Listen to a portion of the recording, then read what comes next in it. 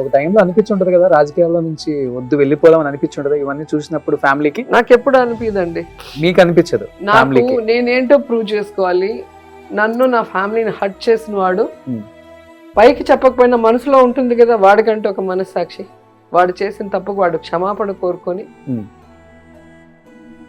ఇలాంటి తప్పు ఇంక జరగకూడదని వాడు అనుకుంటే చాలు, వాడికి ఆ పనిష్మెంట్ ఇవ్వాలనుకుంటాను నేను. పార్టీ కావచ్చు, జగన్ గారికి మీరు బాగా దగ్గరగా క్లోజ్ గా ఉంటారు, ఏ విషయం అయినా కానీ షేర్ చేసుకుంటారు ఆయనతో, ఫ్యామిలీ కూడా.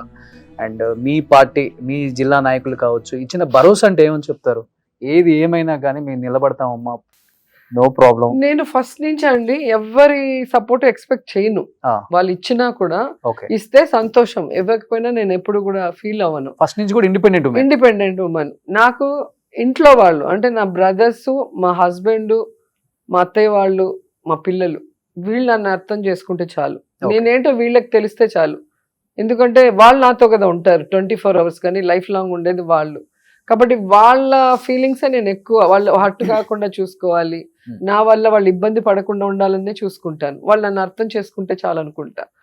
మిగతా విషయాల్లో ఎప్పుడు కూడా ఎవరైనా వచ్చి నా దగ్గర, ఈరోజు నేను చెప్తున్నాను కదా, ఎవరైనా వచ్చి మేడం నాకు చాలా బాధగా ఉంది మేడం, ఇలా ట్రోల్ చేస్తున్నారు ఇలా అంటే, నేను మనం పోయి చెప్దాము అంటే నేను అన్నాను, మనం లీడర్ అనేవాడు మనకు ఎదురైన సమస్యల్ని మనం ఫైట్ చేయాలి.